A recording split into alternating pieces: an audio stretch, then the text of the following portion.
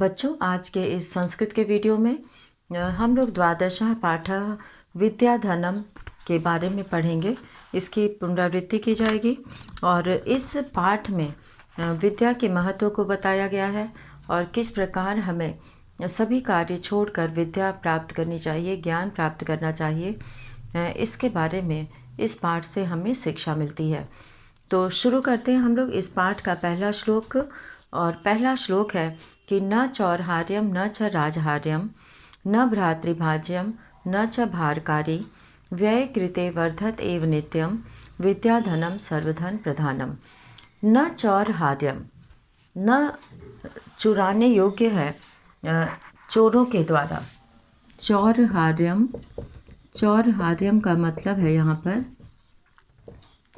चोरों के द्वारा चुराने योग्य, चोरों के द्वारा चुराने योग्य, चोरों के द्वारा चुराने योग्य। ये न ही चोरों के द्वारा चुराने योग्य है और न राजहार्यम, और न ही राजा के द्वारा छीना जा सकता है। राजा के द्वारा छीनने योग्य। राजहार्यम, राजहार्यम राजा के द्वारा छीनने योग्य, राजा के द्वारा छीनने योग्य। न राजा के द्वारा छीनने योग्य है।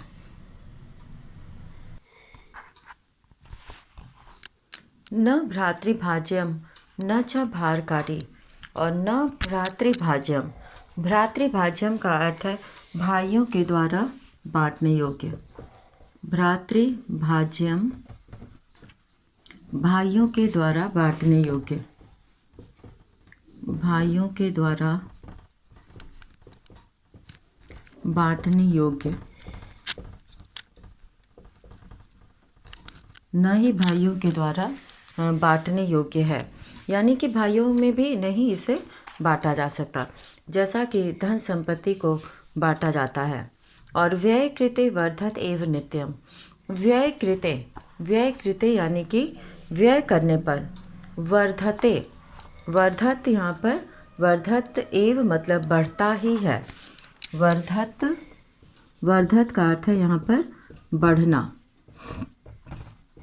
बढ़ता ही है। व्यय कृते, व्यय कृते मतलब खर्च करने पर। व्यय कृते, व्यय कृते यहाँ पे कहेंगे खर्च करने पर, खर्च करने पर। व्यय कृते खर्च करने पर बढ़ता ही है। नित्यम मतलब हमेशा। विद्याधनम सर्वधन प्रधानम। विद्या रूपी धन सभी धनों में प्रधान है, सभी धनों में मुख्य धन है विद्याधन। तो न चोर चुरा सकता है, न राजा छीन सकता है, और न ही भाइयों में बांटा जा सकता है, और न यह भार बढ़ाने वाला है। तो इस तरह से खर्च करने पर ये हमेशा बढ़ता ही है, और इसीलिए विद्याधन जो है वो सभी धनों में प्रधान है। और दूसरा श्लोक जो यहाँ पर है, इसमें ये बताया गया है कि विद्या नाम में सबसे अधिक रूप जो है मनुष्य का है। विद्या नाम नरस्य रूपम अधिकम प्रच्छन्न गुप्तम धनम। विद्या भोग करी यशः सुख करी विद्या गुरुणाम गुरु। विद्या बंधुजनों विदेश गमने विद्या परा देवता।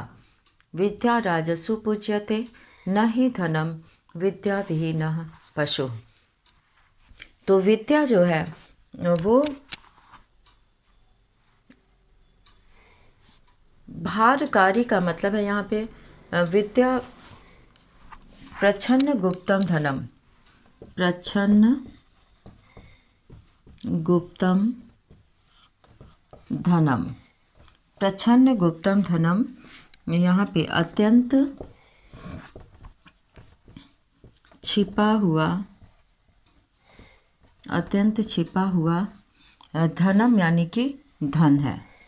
अत्यंत छिपा हुआ खजाना है, धन है, जिसे कोई भी नहीं देख सकता। तो विद्या नाम नरस्य, मनुष्य में विद्या का नाम जो है वो सबसे अधिक है। प्रच्छन्न गुप्तम धनम, और अत्यंत छिपा हुआ का खजाना है, धन है। विद्या भोग करी यशः सुख करी, विद्या गुरु राम गुरु। विद्या जो है वो भोग करी, भोग करी का अर्थ है भोग का साधन उपलब्ध कराने वाली। भोग करी, भोग का साधन यानी सुख सुविधा का साधन, भोग का साधन उपलब्ध कराने वाली इस विद्या को कहा गया है। उपलब्ध कराने वाली, भोग का, सुख का साधन उपलब्ध कराने वाली विद्या को कहा गया है। और विद्या जो है, विद्या भोग करी यशः सुख करी, विद्या गुरु राम गुरु। विद्या गुरुओं की भी गुरु है। और विद्या बंधुजनों, विद्या बंधुजन के समान है, भाई के समान है। विदेश गमने, विदेश जाने पर। विद्या परा देवता, विद्या जो है सबसे बड़ा, सबसे बड़ी जो है वो देवता के समान कहा गया है, सबसे बड़ा कहा गया है। विद्या परा देवता, परा मतलब सबसे बड़ा, परा सबसे बड़ी, विद्या सबसे बड़ी कही गई है। विदेश जाने पर ये भाई के समान है, यहाँ पर बंधुजन के समान है। विद्या राजसु पूज्यते, विद्या राजाओं में भी पूजी जाती है। और न ही धनम विद्या विहीनः पशु, और जिसके पास विद्या नहीं है, विद्या रूपी धन नहीं है, वह पशु के समान है। विद्या विहीनः पशुः, विद्या से रहित व्यक्ति पशु के समान है। तो यहाँ पर विद्या विहीन को पशु कहा गया है। और यहाँ पर एक शब्द आया है राजसु पूज्यते। राजसु मतलब राजाओं के द्वारा भी, राजसु विद्या राजाओं में भी पूज्यते। राजसु का अर्थ है यहाँ पे राजाओं में।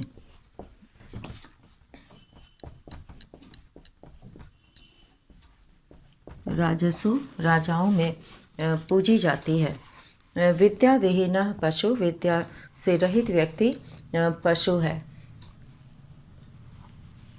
और अब यहाँ पर तीसरा श्लोक है, केयूराः न विभूषयन्ति पुरुषं हारा न चंद्रोज्ज्वला, न स्नानं न विलेपनं न कुसुमं नालंकृताः मूर्धजाः। वान्येका समलं करोति पुरुषं, पुरुषं या संस्कृता धार्यते, क्षीयन्ते अखिल भूषणानि सततं वाग्भूषणं भूषणम्। केयूराः बाजूबंद, न विभूषयन्ति विभूषित नहीं करते हैं, सुशोभित नहीं करते हैं, सुंदर नहीं बनाते हैं। केयूराः कहते हैं बाजूबंद को।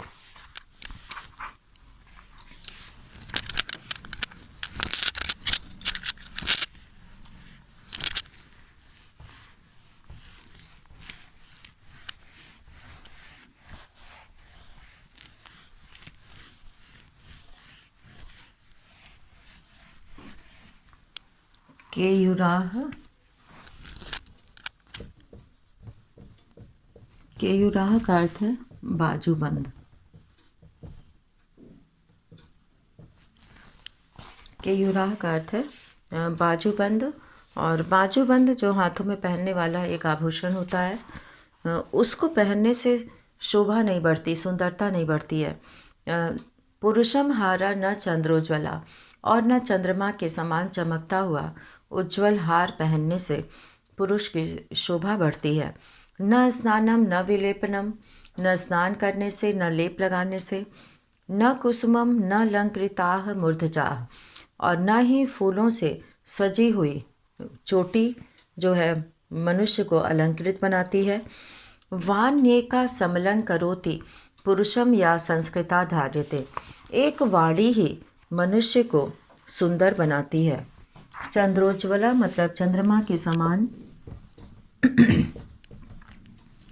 चंद्रोज्ज्वला चंद्रमा के समान।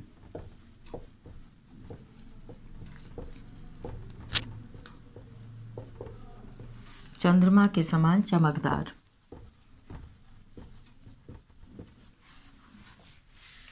न चंद्रमा के समान उज्ज्वल हार पहनने से और न लेप लगाने से, और न अलंकृताः नहीं सजाया हुआ, और न ही फूलों के द्वारा कुसुमम फूलों से अलंकृता मूर्धजा, और नहीं अलंकृत यानी सजाई गई चोटी फूलों से।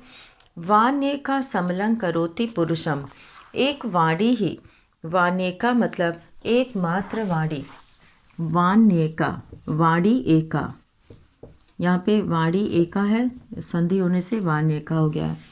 एकमात्र वाणी जो हम बोलते हैं, एकमात्र वाणी ही मनुष्य को अलंकृत बनाती है। समलं करोति, समलं करोति मतलब अच्छी तरह से सुशोभित करती है। समलं करोति, समलं करोति अच्छी तरह से सुशोभित करती है। एक वाणी ही मनुष्य को अच्छी तरह से सुशोभित करती है। और क्षीयन्ते अखिल भूषणानि, सभी आभूषण, अखिल मतलब पूरे, आभूषण क्षीयन्ते नष्ट हो जाते हैं। सततम वाग्भूषणम भूषणम, और हमेशा रहने वाली जो वाणी है वही सबसे उचित आभूषण है, और वाणी ही एकमात्र रहने वाली आभूषण है जो संस्कृता धार्यते, जो संस्कार युक्त हो। यहाँ पे संस्कृता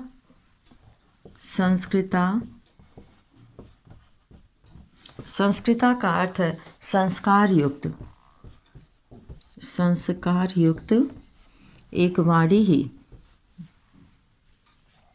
धार्यते मतलब संस्कृता धार्यते, धार्यते धारण की जाती है। संस्कार युक्त वाणी ही जो है वो हमें अलंकृत बनाती है, धारण की जाती है। संस्कार युक्त वाणी ही धारण की जाती है। तो यहाँ पर वाणी को सबसे उचित आभूषण कहा गया है जो कि नष्ट नहीं होता है, और ऐसी वाणी जो संस्कार युक्त हो। और अंतिम श्लोक है यहाँ पे कि विद्या नाम नरस्य, विद्या नाम नरस्य कीर्ति अतुला भाग्य क्षय चाश्रयः, धेनुः कामदुधा रतिश्च विरहे नेत्रम तृतीयम च सा, सत्कारायतनम कुलस्य महिमा रत्नैः विना भूषणम, तस्मात् अन्यम उपेक्ष्य सर्व विषयम विद्याधिकारम कुरु। विद्या मनुष्य की अपार प्रसिद्धि है। कीर्ति मतलब प्रसिद्धि, अतुला, अतुल मतलब अपार, जिसकी तुलना की नहीं की जा सकती। तो मनुष्य में जो विद्या है वो मनुष्य की अपार प्रसिद्धि है। भाग्य क्षय चाश्रय, भाग्य क्षय अच्छे दिन बीत जाने पर, जब हमारे अच्छे दिन बीत जाते हैं, भाग्य क्षय अच्छे दिन बीत जाने पर, भाग्य क्षय अच्छे दिन बीत जाने पर,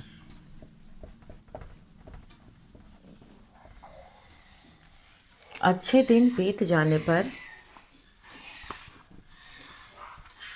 आश्रय, और अच्छे दिन बीत जाने पर यह हमारा सहारा होती है।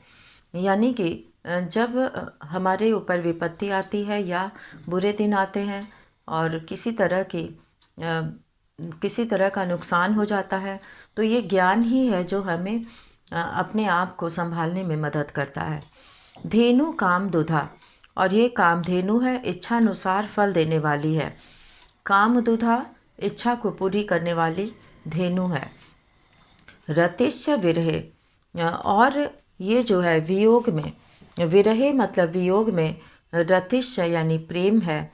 और नेत्रम तृतीयम च सा, और यह मनुष्य की तीसरी आँख है। सत्कारयत्नम और सम्मान या केंद्र का समूह है। कुलस्य महिमा, कुल की महिमा है। रत्नैः विना भूषणम और रत्नों के बिना भी ये हमारा आभूषण है। तस्मात् अन्यम उपेक्ष्य, तब अन्य सभी को छोड़कर, अन्यम उपेक्ष्य यानी कि अन्य सभी को छोड़कर हमें विद्याधिकारम कुरु, विद्या का अधिकार करना चाहिए। तस्मात् अन्यमुपेक्ष्य, तस्मात् अन्यम उपेक्ष्य यानी कि अतः दूसरे सबको छोड़कर, अतः दूसरे सबको छोड़कर, दूसरे सबको छोड़कर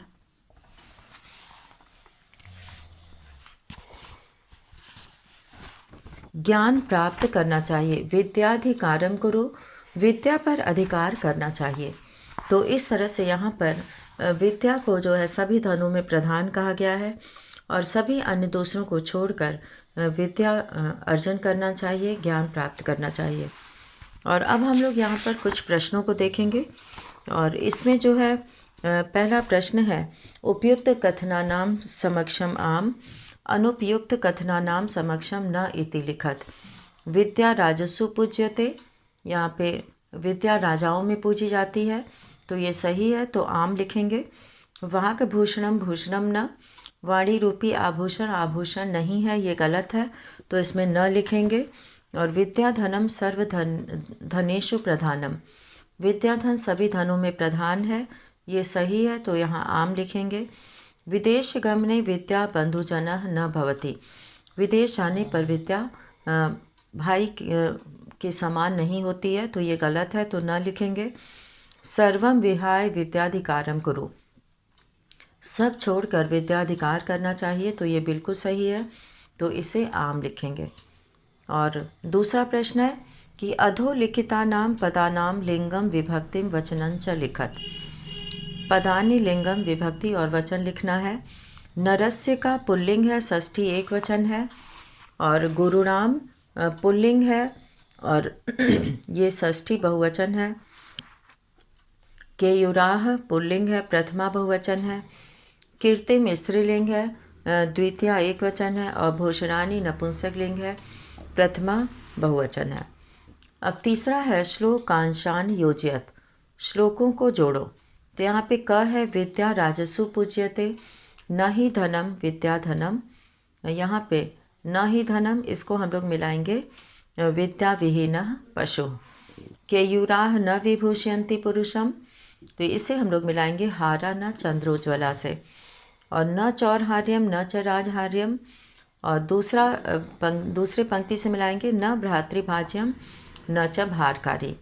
और सत्कारयत्नम कुलस्य महिमा, और इसको हम लोग मिलाएंगे रत्नैः विना भूषणम। वान्येका समलं करोति पुरुषम, इसको हम लोग मिलाएंगे या संस्कृता धार्यते। और चौथा श्लोक है यहाँ पर, एक पदेन प्रश्नानाम उत्तराणि लिखत, एक पद में प्रश्नों का उत्तर लिखो। कह पशु विद्या विहीनः, का भोग करी विद्या। के पुरुषम न विभूषयन्ति केयूराः, का एका पुरुषम समलं करोति वाणी।